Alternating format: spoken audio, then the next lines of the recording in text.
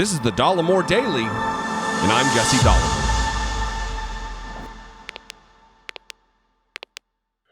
If you've been subscribed to or watched any number of videos over the course of the last year or so of mine, you know that I spend quite a bit of time sounding this is me, ringing a bell, sounding the alarm. I spend a lot of time sounding the alarm about the dangerous tendency of the Republican Party that is now filled with grifters and charlatans and people who either share the objective of leading us into authoritarianism, or they're real comfortable with a tyrant like Donald Trump being at the helm because they believe he will cement into American policy the objectives that they agree with, which largely is a return to white supremacy under the color of law, oppression of women, oppression of religious minority groups, lifting Christianity into the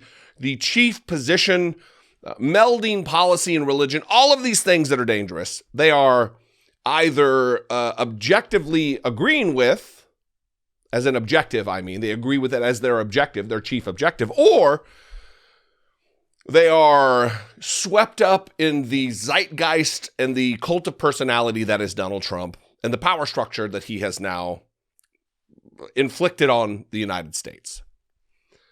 Having said all of that in the course of a minute and a half or so, the bell ringing continues. The alarm sounding continues.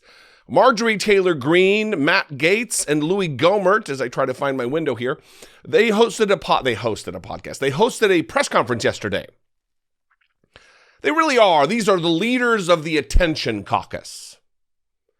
These are the leaders of the people who don't have any policy prescriptions for the United States of America.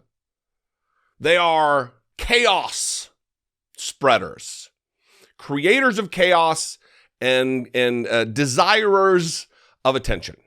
So I'm going to give them a little attention today. These three fucking dum-dums.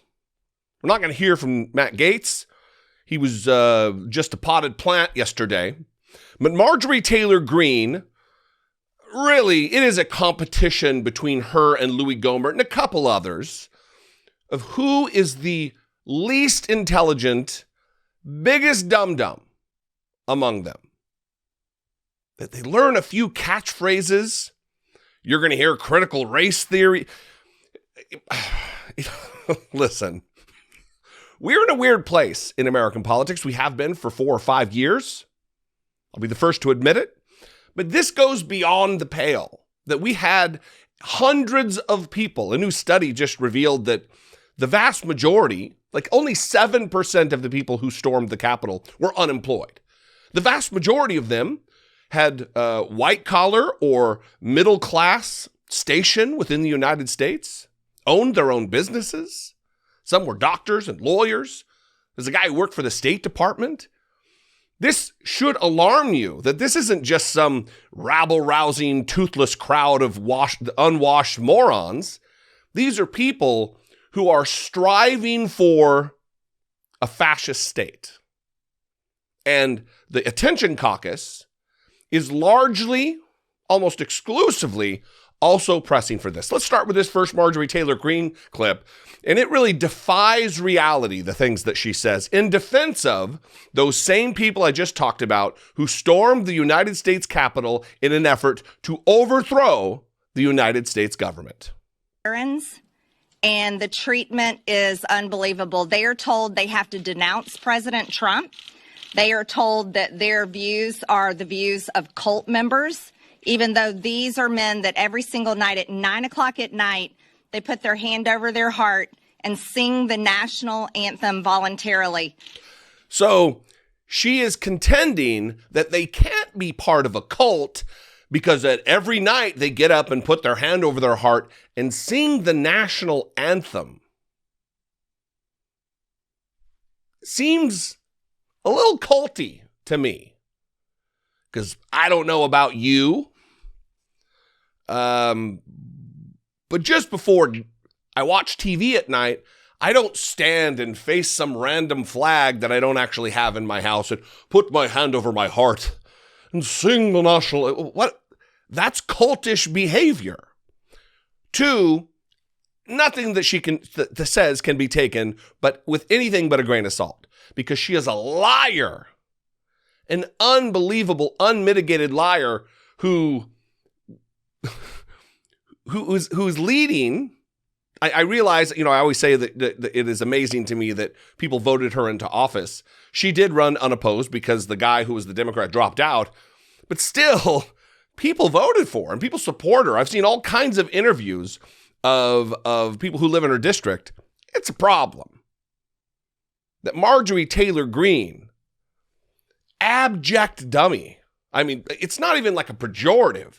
She is not intelligent. She is not smart. She has little to no understanding of the history of our world, let alone the United States, and policy. Come on. She knows nothing about policy. She still rambles on about the climate, the Green New Deal. Sorry, I lost my train of thought. The Green New Deal, and she knows it's not part of the Biden agenda. And she still, because it's a culture war item, wants to talk about it, which kind of sets up this next clip, which is just bananas, of her talking about how these inmates are being indoctrinated with critical race theory, having it shoved down their throat or something. Watch this. Afford to pay a lawyer, and they're being represented by public defenders that call them white supremacists, tell them they have to denounce President Trump, tell them they have to denounce their political views, want them to watch videos and read books that basically is critical race theory training in order for them to have this public defender represent them. You see, that's a political bias in the court. Let me go. All of that is lies. There is no requirement. There's no ideological standard one must meet to be represented by counsel. The right to representation is enshrined in our Constitution, not provided by, but protected by our Constitution. If you are arrested or accused of a crime, you have a right to be represented legally. And these people, most of them or some of them, have public defenders, where the state is paying for their defense. There is absolutely no requirement to denounce Trump in order that you're defended, or be indoctrinated with critical race theory, which again is a high-level philosophy that is taught, a legal theory that is taught in law school. It's not being taught in elementary school. It's not being taught in junior high. It's not being taught in high school. And it's most certainly not being taught as a requirement to a constitutionally protected right of representation by counsel. She's a liar. And if she's not a liar, she is just the biggest dumb shit who's ever held office. The only exception to that would be possibly Louie Gohmert, who in this next clip is not only saying that none of these people are being charged with insurrection,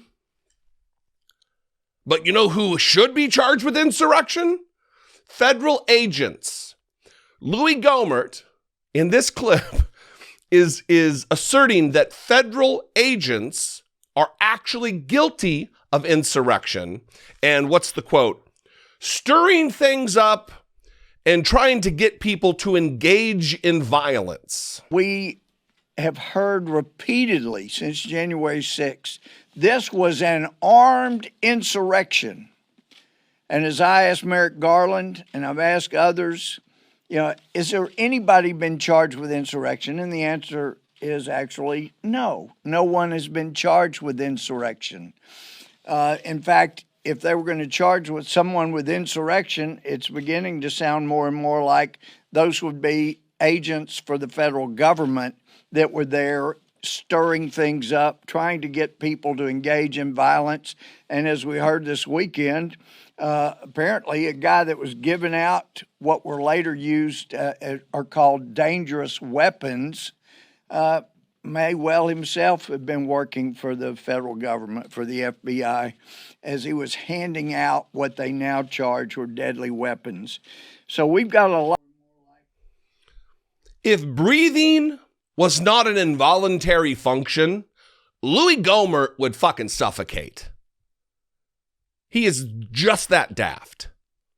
It is, to me, shocking. It really does highlight the role that luck plays in people's lives, that he was not only a judge, that dum-dum was a judge, adjudicating cases, standing in judgment over people, but also has been elected multiple times, many years in Congress. Louie Gohmert has served.